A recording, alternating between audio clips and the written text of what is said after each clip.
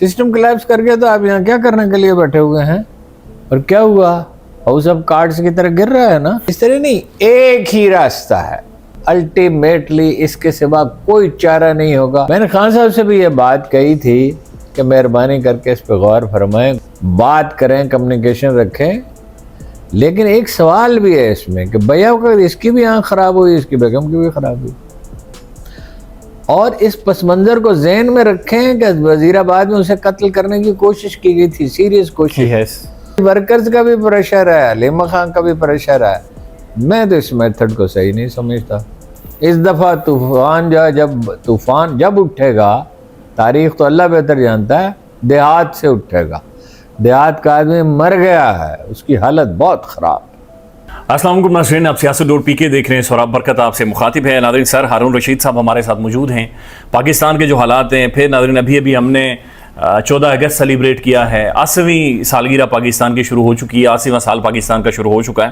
ہارون رشید صاحب صرف تجزیہ کار نہیں ہیں، بلکہ پاکستان کی ایک پولیٹیکل تاریخ کو آئی وٹنس کیا ہوا ہے، یعنی عینی شاہدین ہیں یہ، جنہوں نے اس سارے صورتحال کو دیکھا ہے.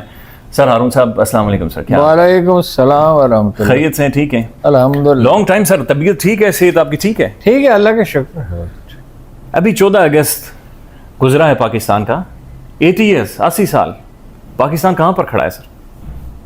دیکھیں نا، پاکستان کیا ساری دنیا ہی جو ہے وہ ایک ہی جان کا شکار ہے. یہ تاریخ میں ایسے مرحلے کم آتے ہیں. پاکستان کے تو اپنے مسائل بھی ہیں کہ جب دنیا کو بدل جانا ہوتا ہے، دنیا بدل رہی ہے، نیو ورلڈ آرڈر ایمرج ہو رہا ہے. جی. ہم نے ہوش سنبھالا تو برطانیہ پسپا ہو رہا تھا، اور 56 میں وہ بالکل پسپا ہو گیا نہر سویز کے بعد. فرانس جو ہے وہ اس کو 61 تک افریقہ سے وڈرا کرنا پڑا. روس ہمارے سامنے سپر پاور سے ایک عام ملک بنا. اب پھر بعد میں تو اس کی اکانومی کچھ بہتر ہو گئی. امریکہ زوال پذیر ہے. ہمارا معاملہ یہ ہے کہ ہم اول دن سے قائد اعظم کی رحلت کے بعد سے ہمارے ہاں کوئی سسٹم نہیں. اس وقت تو مہاجروں کا ایک سیلاب آیا ہوا تھا، بڑے مسائل تھے، لیکن قائد اعظم رولز کی سختی سے پابندی کرتے تھے. یعنی چائے تک نہیں سرو ہوتی تھی، یعنی ہر چیز میں. وہ انڈونیشیا ڈچ جہاز جا رہے تھے جنگ کے لیے، تو انہوں نے جہاز روک لیے اور آدمی گرفتار کر لیے. اب برطانوی سفیر جا کے ملا کہ بادشاہ کا بھائی، اس وقت بادشاہ تھے، ملکہ نہیں آئی تھی، کہ بادشاہ کا بھائی آ رہا ہے تو آپ اس کو ریسیو کر لے. تو آپ نے اسے کہا جب میرا بھائی لندن جائے گا اسے کون ریسیو کرے گا؟ قائد اعظم نے کہا. جی. لیکن بیلنس اتنا تھا کہ جب وہ بھائی اس کا آیا تو آپ نے اس کو ریسیپشن دیا گورنر جنرل ہاؤس میں. ایک طریقہ تھا نا، ایک سلیقہ مندی، ایک بیلنس چاہیے ہوتا ہے. اب سسٹم کوئی ہے نہیں. سول حکومت آتی ہے تو وہ بھی کیا کرتی ہے. دیکھیں معاشی ترقی کب ہوئی؟ ایوب خان کے زمانے میں. ساری دنیا میں سول حکومتوں میں معاشی ترقی ہوتی ہے، ساری دنیا میں، فوجی حکومتوں میں نہیں ہوتی. یہ اتنے گئے گزرے ہمارے پولیٹیشین ہیں. ایوب خان کے زمانے میں زرعی انقلاب بھی آیا، صنعتی انقلاب بھی آیا. گندم کی پیداوار 2 گنا ہو گئی تھی. ضیاء الحق کے زمانے میں مہنگائی نہیں بڑھی، بلوچستان میں امن رہا. عابدہ مشرف کے دور میں معاشی ترقی ہوئی، لوکل گورنمنٹ سسٹم تگڑا ہو گیا. اب تو دیکھیں نا کہ بالکل ہی جعلی حکومت ہے. لوگوں نے اتنا پارٹیسپیٹ نہیں کیا جتنا بالعموم کرتے تھے. پتہ نہیں آپ نے اس پہ غور کیا؟ بالکل دیکھا ہے سر. ہاں جی. ایران میں لوگ اتنے ناراض تھے کہ پچھلے سال محرم کی تقریبات میں بہت بڑی تعداد شریک نہیں ہوئی تھی. جنگ ہوئی تو خیر قوم کو متحد ہونا پڑا. وہ تو یہاں بھی خدا نخواستہ ہو جائے تو قوم تو کرکٹ میچ میں متحد ہو جاتی. یہ جو سسٹم ہے نا، ایک جعلی نظام ہے. ایک تو یہ بالکل نمائندہ حکومت، ان کو ووٹ ملے ہی نہیں. یعنی یہ نہیں 2 4 5% 10% تو حکومتیں مینوپولیٹ کرتی ہیں، ملے ہی نہیں ووٹ. ایک تو یہ پرابلم ہے. دوسرا یہ خوف ایک ایسی چیز ہے، یہ ایک اصول ہے. جو لوگ ہیومن انسٹنکٹ کو سمجھتے ہیں وہ یہ جانتے ہیں جو انسانی جبلتیں اور ان کا تعامل، انٹریکشن.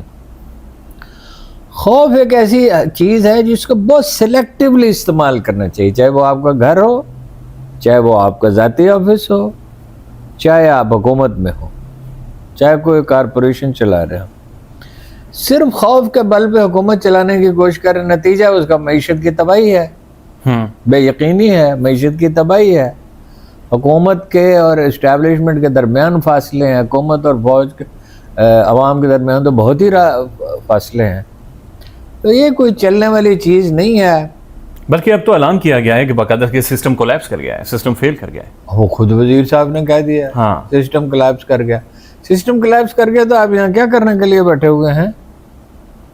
تو انہیں تو جب آپ خود کہتے ہیں سسٹم کولیپس کر گیا، دیکھیں نا بلوچستان میں ایک دفعہ ڈبیٹ ہو رہی تھی، جلکانی صاحب بڑی یعنی لوگ تھے کافی بیٹھے، جرنلسٹوں کو بلاتے تھے، تو بلوچستان میں بات ہو رہی تھی، تو میں نے ان سے ایک فکرہ کہا لیٹ them govern themselves، تو انہوں نے چونک کے میری طرف دیکھا، اور اس کے بعد آپ کو پتا انہوں نے کیا کیا؟ انہوں نے اپنے طور پہ کیا، میرے کہنے پہ نہیں، میری ظاہر کیا اس میں حیثیت تھی۔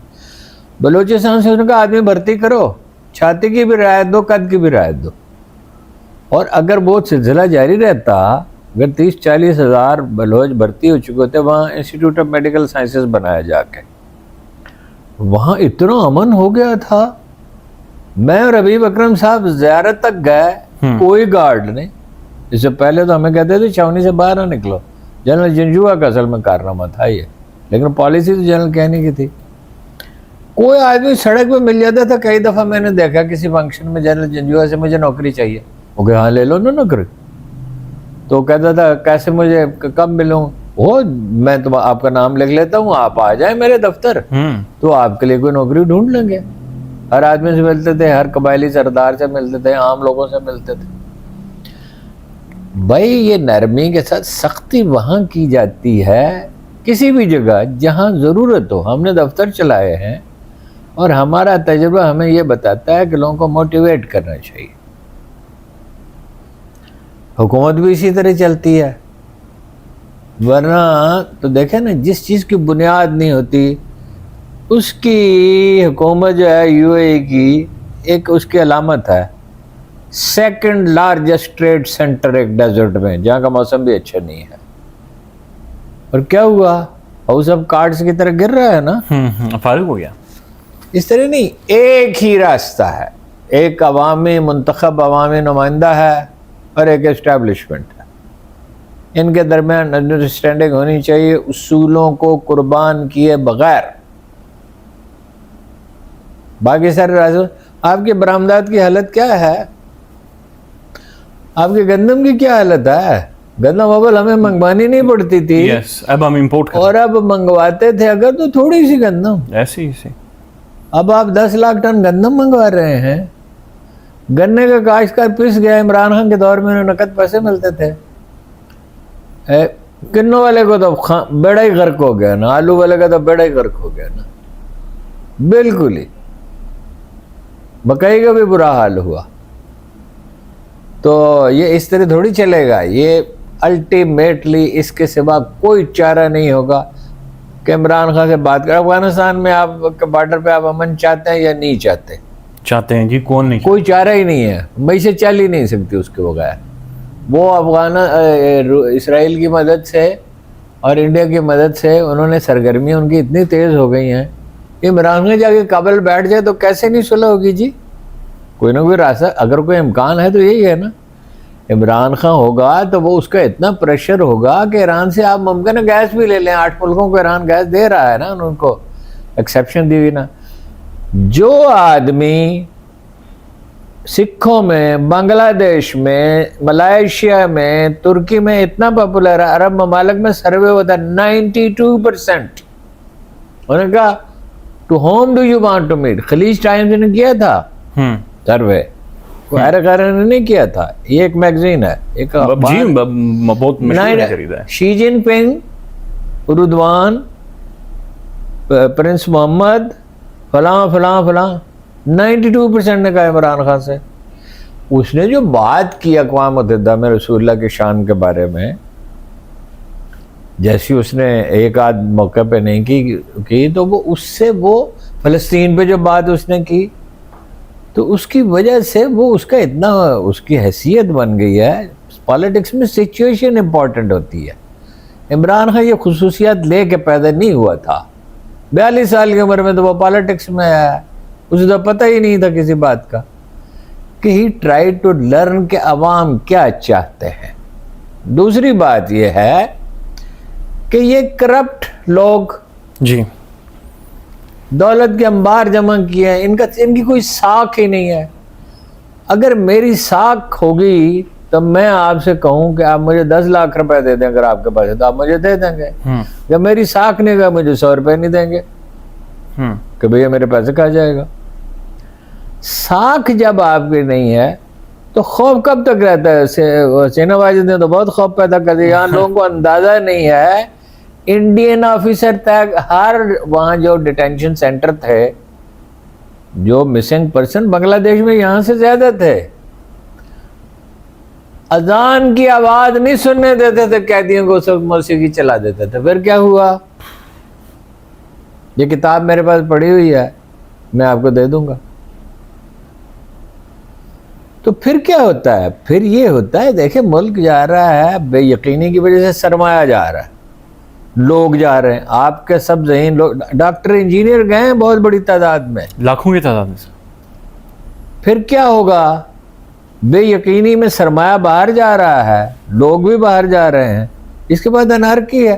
بنانا ریپبلک تو یہ بن چکا. بنانا ریپبلک کیا ہوتی ہے؟ جہاں حکومت کی رٹ نہ ہو, جہاں لوگوں کے پاس پیسہ ہو, مافیاز کے پاس, حکومت کے پاس پیسہ نہ ہو, جہاں ٹیکس کلیکشن نہ ہو سکے, جہاں سول ادارے بالکل کام نہ کر رہے ہیں. تو بنانا ریپبلک تو یہ بن چکا ہے. خدا نہ خواستہ کل دیوالیہ ہو جائے, وہ تو دنیا کی مجبوری ہے نا, کہ چین کی بھی, کچھ عربوں کی بھی, امریکہ کی بھی, کہ کچھ ہمیں کو تھوڑی سی سپورٹ دے دیں. میں نے خان صاحب سے بھی یہ بات کہی تھی کہ مہربانی کر کے اس پہ غور فرمائیں, کچھ نرمی کریں, نرمی اصولوں پہ قربان نہ کریں. یہ نہیں ہے کہ آپ اپنا حق چھوڑ دیں, بات کریں, کمیونیکیشن رکھیں. معیشت آزاد ہو تو ملک چلتا ہے نا, نہیں تو نہیں چلتا. کیا آپ اپنے گھر کا خرچ, کب تک آپ اپنا گھر چلا سکتے ہیں قرض لے کے؟ یا میں چلا سکتا ہوں قرض لے کے؟ نہیں چلا. ملک میں ایسے. اچھا نہیں سر, یہ چونکہ خان کا آپ ذکر کر رہے ہیں تو عمران خان کو آپ 30-35 سالوں سے, 3-4 دہائیوں سے جانتے ہیں.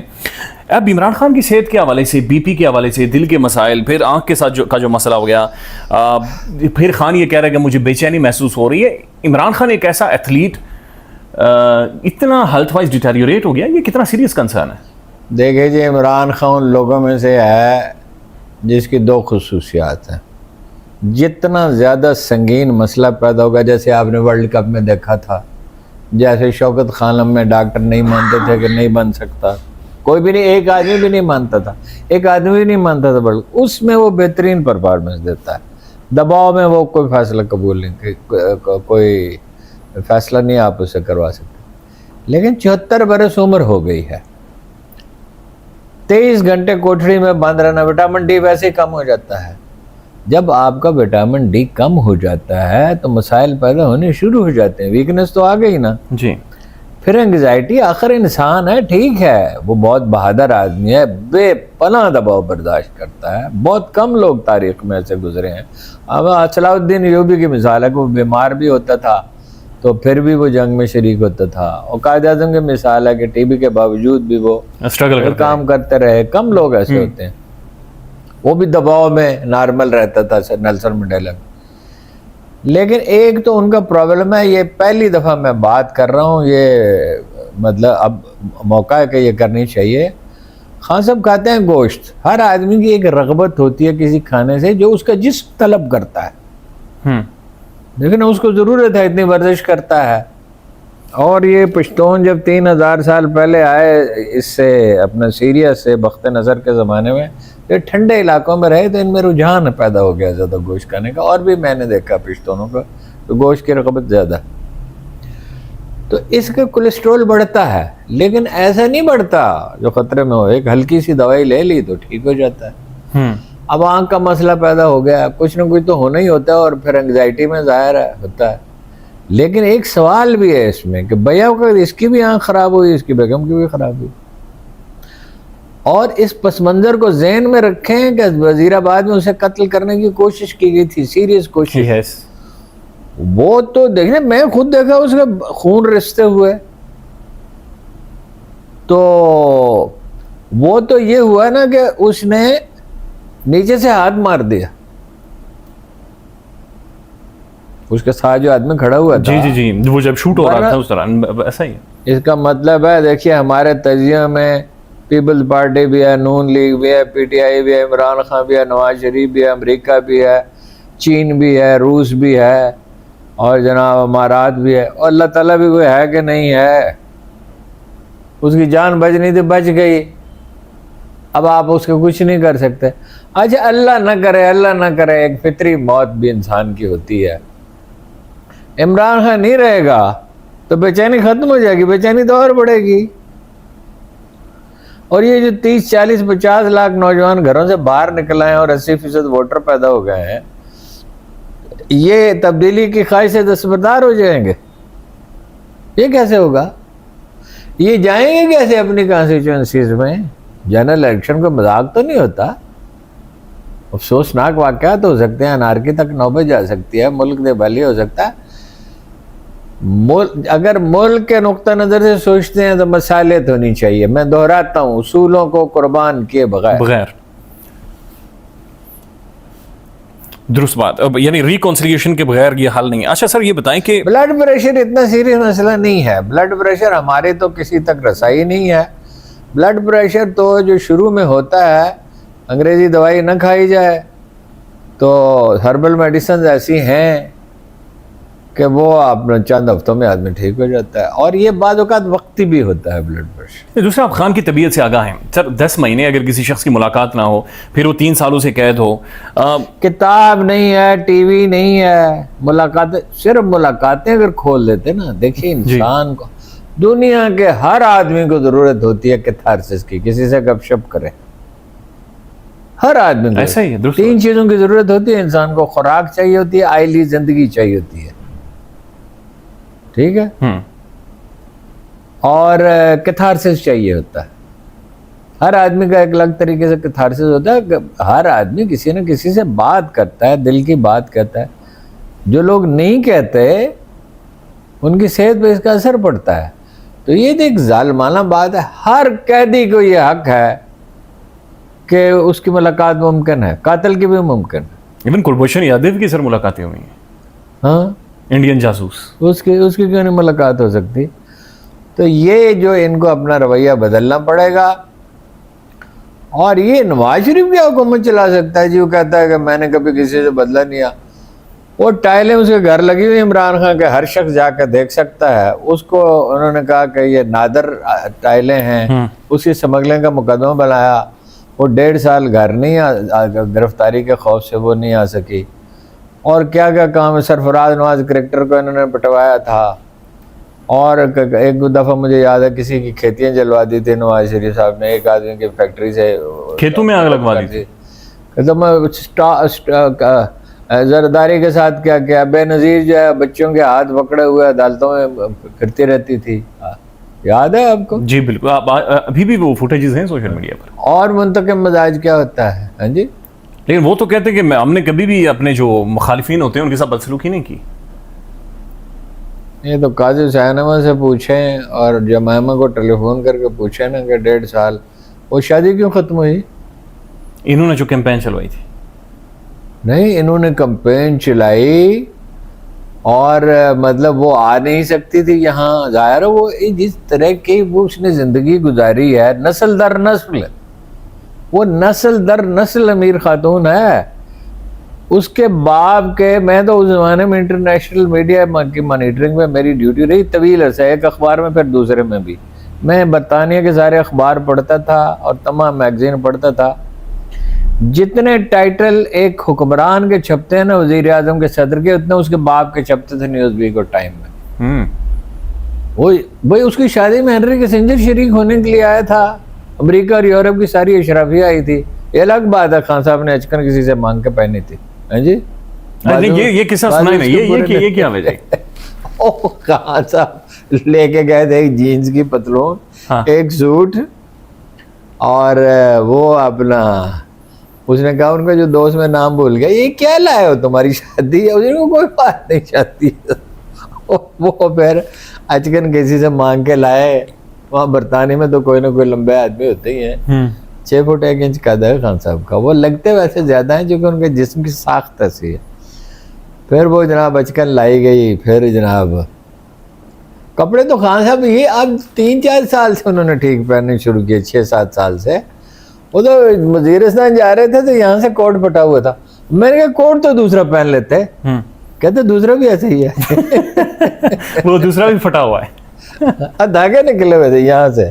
اچھا ہارون صاحب 27 سپٹمبر کی ایک اس میں بات ہے, وہ پیوٹن سے ملا, پوری رضاعت اس نے مجھے بتائی. بعض چیزیں آف دے ریکارڈ ہیں. وہ ایسے ملا جیسے اپنا برابر کہہ دیجیے ڈونلڈ ٹرمپ سے کیسے ملا, اردوان سے کیسے ملتا تھا. وہ اپنا ان کا ذرا ادب کرتا تھا لیکن ان سے بھی ملتا. تو میں نے دیکھا ہے ان کو ساتھ بیٹھے ہوئے ان کے گھر میں اپنا مہاتیر محمد کے ساتھ. وہ تو بھائی ایک اتنا کانفیڈنٹ آدمی ہے. UN میں کیسے وہ جاتا تھا, عرب سربراہوں سے اس نے کس طرح خطاب کیا تھا. ٹھیک ہے نا جی. وہ یہ اگر ان کا یہ خیال ہے, اس نے بہت سی اس کی حیرت انگیز کامیابیاں ہیں. ورلڈ کپ دنیا کے ایک آدمی نہیں مانتا تھا. 10,000 وہ ذکر نہیں کرتے خان صاحب, مگر میں تو اس کے ساتھ تھا اس وقت. جی 10,000 شیلٹر ہومز بنائے تھے کشمیر میں اور پختونخوا میں. وہ کہتا ہے, میں نے کہا خان صاحب وہ کچھ کام کریں. کہتا ہے پارٹی کے لیے بھی چندہ مانگیں اور اس کے لیے بھی مانگیں, اپنا ہاسپٹل کے لیے بھی. اس کے لیے کون دے گا. میں کہ یہ نہیں مسئلہ, جتنا کر سکتے ہیں کریں. مور دین پنجاب گورنمنٹ 10,000 شیلٹر ہومز بنائے. اس نے وہ ہاسپٹل, اس نے نمل کالج بنایا جو کہ جس کا آدمی آخری کلاس میں طالب علم پہنچتا ہے تو اس کو نوکری مل چکی ہوتی ہے. ایسی پڑھائی ہے. وہ یونیورسٹی کا چانسلر بنا یونیورسٹی کی ریکویسٹ پہ, اور بریڈ فورڈ میں بھی وہ بن جاتا, اس میں آکسفورڈ میں بھی بن جاتا. وہ بھائی وہ ساری دنیا میں پاپولر ہے. وہ پہلا آدمی ہے نہرو کے بعد جو برٹش اشرافیہ میں جس کی پذیرائی ہے.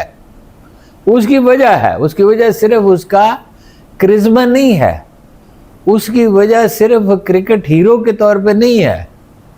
یہ ایک وجہ ہے. اس کی وجہ یہ ہے وہ کوئی فرمائش نہیں کرتا, کسی سے کوئی فائدہ نہیں اٹھاتا. خوددار. آپ کو پتا ہے وہ بزنس اس کے حوالے کرنے کے لیے تیار تھا گولڈ سمتھ. ہی ریفیوزڈ. گولڈ سمتھ کا کاروبار کتنا تھا, صرف جمائما کے حصے میں $8 بلین آئے. تو مجھے کہنے لگا خان صاحب بڑے بات معاملات میں بہت سادہ ہے.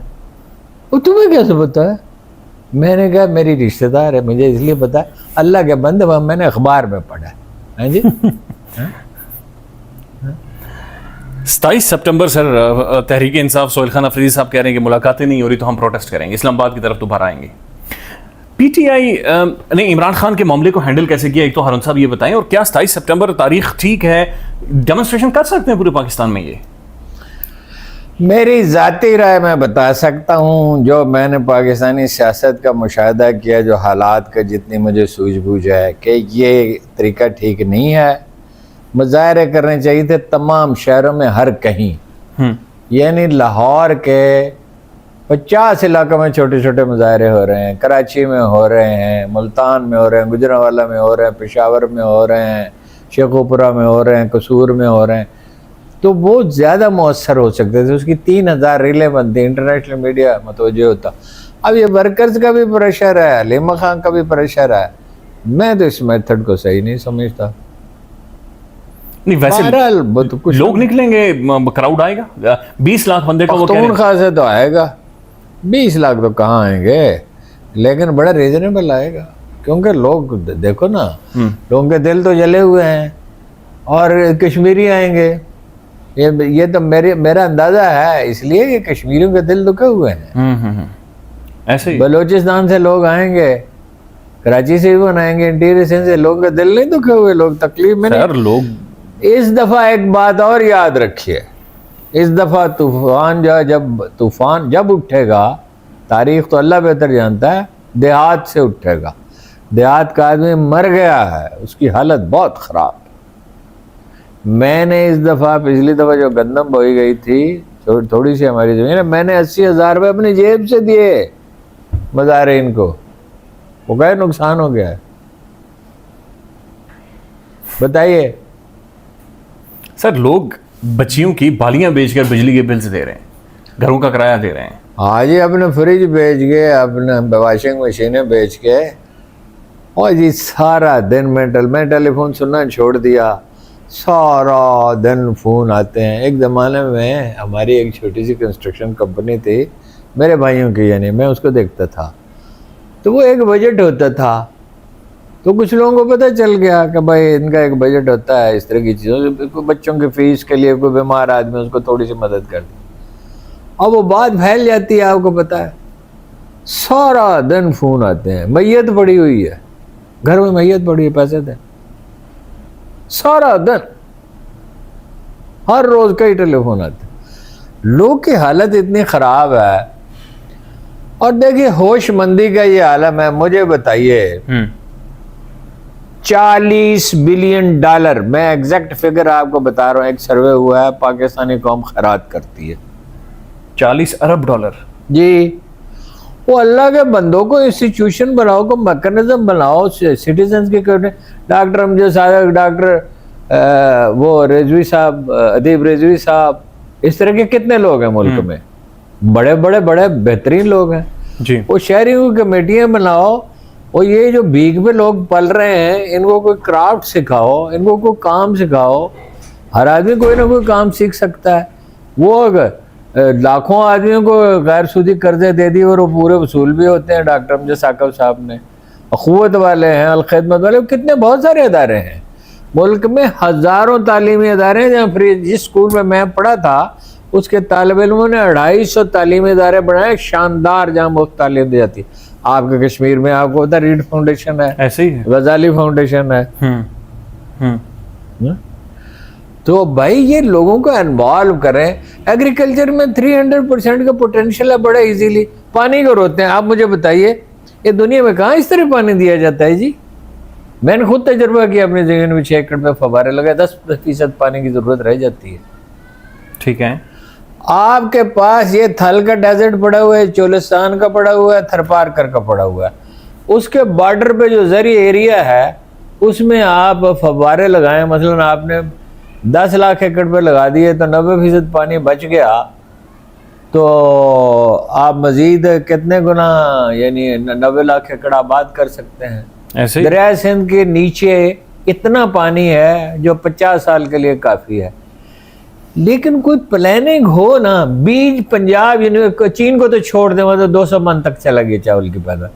پنجاب یونیورسٹی نے جو بیج بنایا ہے وہ 100 من فی ایکڑ چاول کی پیداوار ممکن ہے. آپ بغیر کھاد کے گندم پیدا کریں, یعنی قدرتی کھاد کے ساتھ, اتنی ہی ہوتی ہے جتنی مصنوعی کھاد سے ہوتی ہے. تو 10,000 روپے من وہ آپ بیچ سکتے ہیں دنیا کو, شاید 20,000 روپے من بک جائے. سارے مڈل ایسٹ کو آپ فیڈ کر سکتے ہیں. یہ آپ کا جو آم ہے جو یہ سارا ضائع ہو گیا, کنوں ضائع ہو گیا. آپ اتنا, دنیا میں سب سے زیادہ آلو کھایا جاتا ہے, گندم نہیں سب سے زیادہ, چاول نہیں سب سے زیادہ کھائے جاتے. آپ کتنا آلو پیدا کر سکتے ہیں. نہ لیزر لیبلنگ ہے, نہ ڈرپ اریگیشن ہے, نہ پیسٹیسائڈ بغیر ملاوٹ کے ملتی ہیں, نہ جناب کھاد جو ہے وہ اتنی مہنگی ہے. سر ادھر کدھر 2 جگہ پہ میں آپ کو لے جاؤں گا. ایک جگہ میاں عمر محمود نے اور انہوں نے مل کے تجربہ کیا ہے, ڈاکٹر امجد ثاقب نے. پیداوار 100% بڑی ہے, 100% 5 دیہات میں. اسی طرح گجرانوالہ میں ایک صاحب ہیں, میں نے ان سے کہا آپ کو اتنے ووٹ کیسے مل جاتے ہیں؟ انہوں نے کہا میں کسانوں کو کھاد اور پیسٹیسائڈ وغیرہ خرید کے دیتا ہوں, آڑتی تو سود لیتا ہے ان سے, زیادہ قیمت پہ دیتا ہے کھاد اور پیسٹیسائڈز اور بیج, اور کم قیمت پہ فصل خریدتا ہے. میں ان کو خرید کے دے دیتا ہوں کاسٹ پرائز پہ, یہ مجھے واپس کر دیتے ہیں. تو نہ آپ کی زراعت پہ توجہ ہے. بے نظیر کے دور میں 7% بڑھی تھی زرعی پیداوار. اگر 7% بڑھتی رہتی اب تک, 96 میں اس کی حکومت ختم ہوئی تھی, یو امیجن اٹ کہ یہ 40% 50% تو 50% بڑھ چکی ہوتی. لیکن اگر آپ وہ میتھڈ استعمال کریں چین سے, کیوں نہیں آپ چینیوں نے ڈیزرٹ آباد کر لیا, ہم بھی ویسے کوشش کر رہے ہیں کوئی 40-50 ہزار ایکڑ کی ہے. کیوں نہیں آپ ڈیزرٹ آباد سر کیوں نہیں کر رہے؟ یہ ایک فارمولا پاکستان میں پچ ہو رہا ہے. آخر لاسٹلی آپ یہ بتا دیں کہ سسٹم کولیپس کر گیا, ایڈمنسٹریٹو یونٹس بنانے, مزید صوبے بنانے, پروونسز بنانے.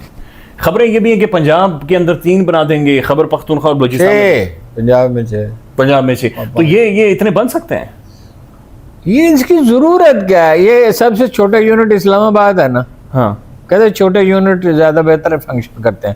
اسلام آباد ٹھیک فنکشن کر رہا ہے. روز نصرت جاوید صاحب کا وہ آیا ہوتا ہے ٹویٹ کہ بجلی بند ہے.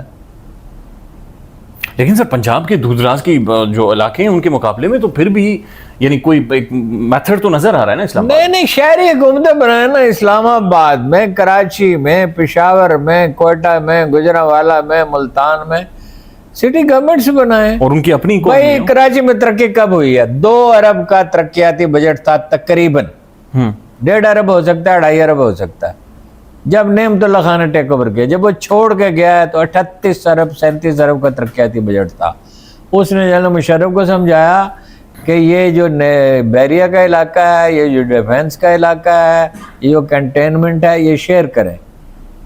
تو 2 ارب سے 38 37 ارب یا 35 ارب ہوگا. کچھ بھول جاتا آدمی. کراچی میں پنجاب ہاؤس میں ٹھہرتا تھا, یا وہ جو اس علاقے میں 5 اسٹار ہوٹل ہے اس میں ٹھہرتا تھا, دفتر کی طرف سے جاتا تھا. 50 منٹ کا سفر 25 منٹ کا رہ گیا تھا. اب وہ سڑک کی تو ایک عمر ہوتی ہے, سڑکیں ٹوٹ گئیں. یا آپ اپنا کام کر لیں لیڈر, یا ملک کی خدمت کر لیں. او بھائی تامل ناڈو میں ہو رہا ہے نا, اتنا بڑا انقلاب آ گیا ہے نا. تامل ناڈو میں وہاں تامل ناڈو میں کون سی ایسی غیر معمولی بات ہے جی؟ اس نے ضروری فیصلے کیے, بچیوں کی شادی کے لیے پیسے دے. اور مشرقی پنجاب ہے 600 یونٹ فری ہے, 600 یونٹ. پیداوار وہاں کی زیادہ ہے. 47 میں اس علاقے کی پیداوار زیادہ تھی. وہی زمین ہے, وہی دریا ہیں, وہی لوگ ہیں ملتے جلتے, صدیوں سے جو اکٹھے رہتے آئے تھے, ہزاروں سال سے, 1000 سال سے تو رہتے ہی آئے تھے محمود غزنوی کے زمانے سے. وہاں کیوں پیداوار زیادہ؟ وہاں 600 یونٹ فری کیسے ملتی ہے؟ وہاں 11 ارب کا طیارہ نہیں خرید سکتا مشرقی پنجاب کا وزیر اعلیٰ. اور یہاں جو اشرافیہ کی اصراف ہے, اور ان کا لالچ بڑھتا جا رہا ہے. اب مجھے جنرل بائیجو نے خود کہا تھا 50% اکانومی بلیک ہے. اس سے وہ بلیک کو آپ وائٹ نہیں کر رہے. آج میری ایک متعلقہ افسر سے بات ہوئی, اس نے کہا $6 بلین انڈر انوائس ہے چین سے. وہ $6 بلین وہیں سے چین سے یورپ وغیرہ منتقل ہو جاتے ہیں, ملائیشیا, انگلینڈ, سوئٹزرلینڈ, افریقی ممالک میں بھی. اس کا ٹیکس ہی صرف 200-300 ہے, لیکن وہ $6 بلین پورے ذرا اندازہ لگائیں. $100 بلین وزیر داخلہ کہتا ہے ملک سے باہر جا چکے ہیں. جی میں اسی طرف. کام کیا ہو رہا ہے؟ کام کیا؟ آپ نے وزیر کون سے بنایا ہے؟ یہ پنجاب کی جو وزیر اطلاعات ہے, جو دیہاتی عورتوں کی طرح لڑتی ہے, اس طرح کے وزیر ہوتے ہیں. یہ اپنا لباسوں کی نمائش اور ٹک ٹاکر اور جہاز اور پھر تکبر اور غرور اور تکبر, اور یہ کہ ہاں ہم نے لیا تیارہ. یہ کیا طرز گفتگو ہے؟ سر پرسوں محمد مالک صاحب ایک شو میں بتا رہے تھے کہ ایک بیوروکریٹ ہے, اس نے بطور بینگ بیوروکریسی میں 9 ارب روپے لے کر وہ پرتگال گیا ہے. نہیں زیادہ ہے 9 ارب سے. عبد المالک صاحب کو نے بات تو ٹھیک کی ہے, صرف ایک آدمی سے 3 ارب روپے لے کے گیا ہے پرتگال میں. ہاں ایسا ہی ہے. اب وہ لوگ تو بھائی بلیک منی کو وہ ویلکم کریں گے, وہاں جابس پیدا ہو رہی ہیں. تو بلیک منی نواز شریف صاحب نہیں لے کے گئے, زرداری صاحب نہیں لے کے گئے, تو باقی کیوں نہیں لے کے؟ جب حکمران لے کے جائیں گے تو باقی لوگ ان کی پیروی نہیں کریں گے. وہی محسن نقوی نے کہا نا کہ $100 ارب پاکستان سے باہر چلا گیا ہے. $100 ارب کا مطلب کتنی ملازمتیں ہیں؟ کم از کم 50-60 لاکھ ملازمتیں, اگر میرا اندازہ صحیح ہے. یہ اسے چلیے زیادہ ہے سر, زیادہ ہوگا سر. $100 ارب آپ اندازہ لگائیں. ہمارا ریمیٹنس, ہماری ایکسپورٹ. ابھی 400 ایکڑ پہ فیصلہ کیا, 4000 ایکڑ پہ نیوی نے ٹیکسٹائل سٹی بنانے کا پورٹ قاسم کے ساتھ. تو اندازہ یہ ہے کہ $2 بلین کی کئی ہزار ملازمتیں پیدا ہوگی, اور $2.2 بلین کی ایکسپورٹ بڑھ جائے گی اس سے. جب آپ کرنا چاہتے ہیں آپ کر لیتے ہیں. بلوچستان میں ایک جگہ ہے, اس کا نام ہے چمالانگ. وہ جنرل فاروق صاحب کو میں جانتا ہوں, میری ان سے بہت سی ملاقاتیں ہیں. 125 سال سے جھگڑا چلا رہا تھا چمالان کی قائلوں اس کا. 125 بلین ڈالر کا کوئلہ ہے وہاں پہ. لونی اور مری قبائل کا جھگڑا تھا, وہ انہوں نے طے کرایا, اور اس کے سرداروں میں سینکڑوں میں, یعنی جو سب ٹرائبز ہوتے ہیں نا, ان کی شاخیں ہوتی ہیں, وہ بانٹ دیا. 74,000 ملازمتیں پیدا ہوئیں. ہزاروں بچے بلوچستان کے جو ہیں وہ پاکستان کے بہترین سکولوں میں, وہاں جو اس پہ ٹیکس لگایا اس سے پڑھ رہے ہیں. اس کو کوئی حصہ بلوچستان کی حکومت کو ملتا ہے, تھوڑا سا وفاقی حکومت کو تھوڑا سا ملتا ہے, لیکن 74,000 ملازمت. بلوچستان ہے کتنا؟ وہاں ملازمت ہی ساری 5-7 لاکھ چاہیے. تو آپ وہاں پتھر ہیں, اتنا قیمتی پتھر ہے بلوچستان میں. وہ میں نے وہاں کور کمانڈر سے کہا, انہوں نے پھر چیف آف آرمی اسٹاف سے کہا, وہ اٹلی سے مشینیں منگاؤ, خدا کا خوف کرو, ڈائنامائٹ سے اتنا قیمتی پتھر توڑ رہے ہو. بلوچستان کا بڑا پوٹینشیل ہے. جناب والا آپ سمجھتے ہیں ریکوٹیک میں سونا ہے, جناب والا سوات میں اتنا ہی سونا ہے. میں متعلقہ آدمی جس نے یہ رپورٹ بنائی ہے وہ میرا دوست ہے. سوات میں سونا ہے. یہ دریائے سندھ میاں والی میں جو لوگ سونا ریت سے نکالتے تھے, یہ کہاں سے آتا تھا؟ یہ دریائے سوات سے آتا تھا, وہ دریائے سندھ میں آتا تھا. سن, آپ کے پاس نہ آپ ایگریکلچر میں کام کر رہے ہیں, نہ آپ الیکٹرانکس میں کر رہے ہیں, نہ آپ آئی ٹی میں کر رہے ہیں. وہ 300 بلین ڈالر کی ایکسپورٹ ہے آئی ٹی کی انڈیا کی. ہمارے یہاں کیا جی بیماری ہے ہماری, اس تناسب سے ہماری 50 بلین ڈالر تو ہماری ہونی چاہیے. ایسا ہی ہے, ایسے ہی. تو یہ ان پڑھ حکمران ہیں, ان کو پتہ ہی نہیں کہ معیشت جو ہے وہ آئے دن بدلتی رہتی ہے. صرف ایک چیز ہے جو, 2 چیزیں پرماننٹ ہیں, انسانی جبلتیں دائمی ہیں, اور کشمکش دائمی ہے, اور اخلاقی اصول دائمی ہے. معیشت تو روز بدل جاتی ہے. پچھلے 300 سال میں تو معیشت اتنی تیزی سے بدلی ہے دنیا کی, انڈسٹریل ریولوشن اور آرٹیفیشل انٹیلیجنس. اب I T, artificial intelligence, electronics. آپ کہیں 800 روپے بے نظیر انکم سپورٹ پروگرام میں 800 روپے آپ دے دیں اس کو, ڈاکٹر امجد ثاقب کو یا اور لوگوں کو جو بھی ہیں. 800 ارب روپے میں سے صرف 72-9% انتظامی اخراجات ہوتے ہیں. 800 میں سے 72 ارب گئے تو آپ کو 732 ارب روپے واپس بھی مل جائیں گے, اور لوگ برسر روزگار بھی ہو جائیں گے. یہ کیا ہے جی؟ آپ کے پاس آئی ٹی کے لیے پیسہ نہیں ہے, 6 مہینے کے کورس کرائیں. آپ یہ ہاسپٹیلٹی کے لیے کالج کھولیں. دنیا کو لاکھوں کروڑوں ٹرینڈ ورکر کی ضرورت ہے, جس کو 100-200 فقرے جرمنی کے زبان کے آتے ہوں, جاپانی زبان کے آتے ہوں, انگلش کے آتے ہوں, اٹالین کے آتے ہوں, فرینچ کے آتے ہوں. وہ ورکرز کے لیے تو دنیا مر رہی ہے.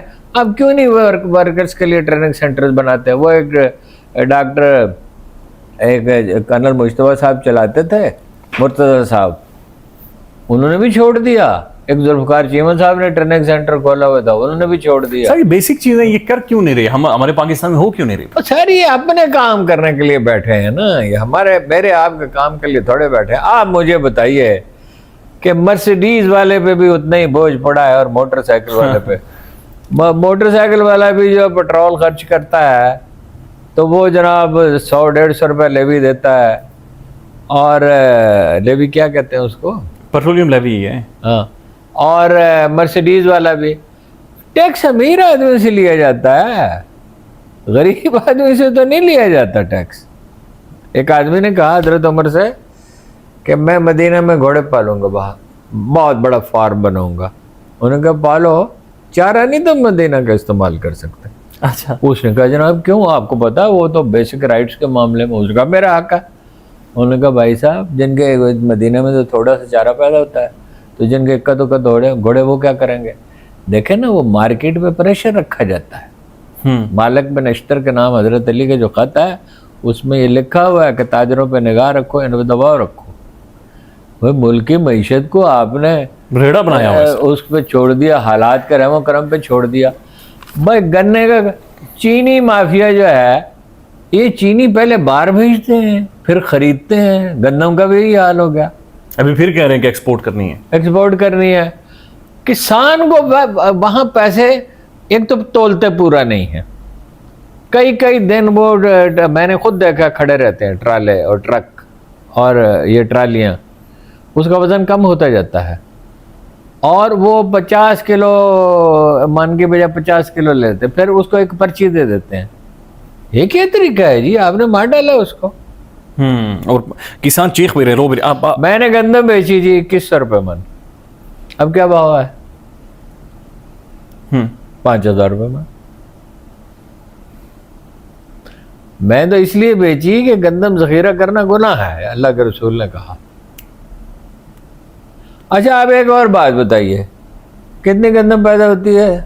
30 ملین ٹن۔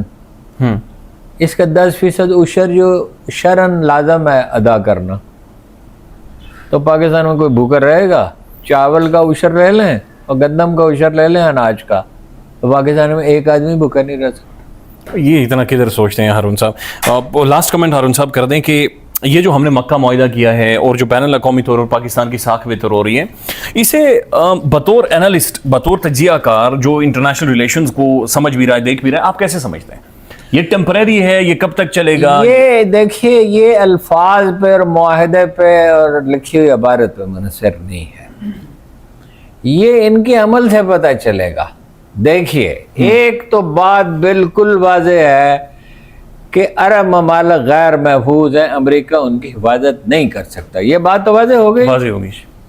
اب یا وہ چین اور روس سے مدد لیں یا مسلم ممالک سے مدد لیں، اس کے سوا تو کوئی چارہ نہیں ہے۔ اور مسلم ممالک ہوں تو وہ اس پوزیشن میں ہیں، لوگوں میں بڑا کنفیوژن ہے کہ شاید امریکہ کے کہنے میں بنا ہے، جس وجہ سے بھی بنا ہے، یا ایک مسلم ممالک ایران اور عربوں میں صلح کرا سکتے ہیں، ٹھیک ہے، اس علاقے میں امن قائم کر سکتے ہیں۔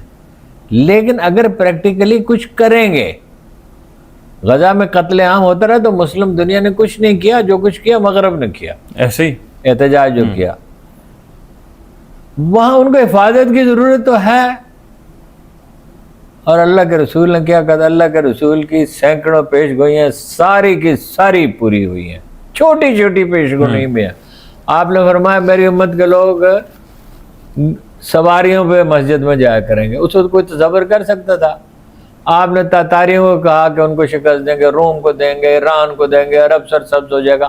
آپ گنتے جائیں، یہ ختم نہیں ہوگی۔ مکہ کے پہاڑ اکھاڑ دیے جائیں گے، پہاڑ کاٹے جاتے ہیں، اکھاڑے نہیں جاتے، مگر مکہ کے پہاڑ واقعی اکھاڑے گئے وہ بیسمنٹ بنانے کے لیے، 3-3 4-4 منٹ بیسمنٹ۔ رسول اللہ کی یہ پیش گوئی ہے بالکل واضح الفاظ میں کہ یہ ترک اور عرب، جب ترک اور ہند کے مسلمان، ایک بھی یہاں مسلمان نہیں تھا، نہ ایک بھی ترک مسلمان تھا، کہ فائنل جنگ صہیونیت کے خلاف یہ لڑیں گے۔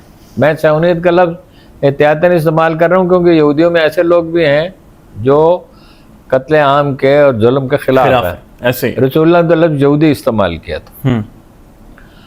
تو فائنلی تو یہ جنگ ہونی ہے، اسرائیل کے ساتھ جنگ تو نہیں ٹل سکتی جی، اب بالکل حالات اس رخ پہ جا رہے، ایرانی بالکل نہیں ٹلیں گے۔ میں ہر روز تقریباً تہران بات کرتا ہوں، ایرانی نہیں ٹلیں گے، چاہے آپ اس سے 10 گنا بمباری کر لیں، وہ نہیں، وہ جب لوگ ذہنی طور پہ تیار ہو جاتے ہیں نا مرنے کے لیے، اس آدمی کا آپ کچھ نہیں کر سکتے۔ اور اسرائیل کے ساتھ جنگ ہوگی، اسرائیل اب دنیا میں ایک نفرت کی علامت بنتا جا رہا ہے، امریکی رہنما اس کے خلاف ہے، آسٹریلیا کے وزیر اعظم نے صاف کہہ دیا، اسپین کے وزیر اعظم نے کہہ دیا، اٹلی کے وزیر اعظم نے کہہ دیا، دنیا جو ہے وہ ان سے تعلقات محدود کر رہی ہے۔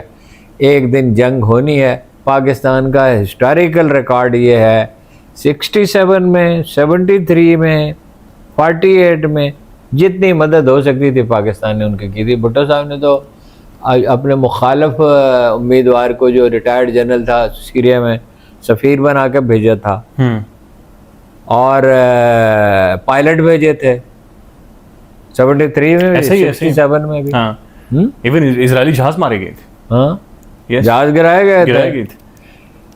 دیکھیے یہ آج آپ کو یہ بات بڑی عجیب لگے گی، لیکن کچھ اندازے آپ کو ہوتا ہے، میرے بھی صحیح ثابت ہوئے۔ میں نہیں کہا تھا عمران خان وزیر اعظم بنے گا، میرے سوا ایک آدمی بھی نہیں مانتا تھا۔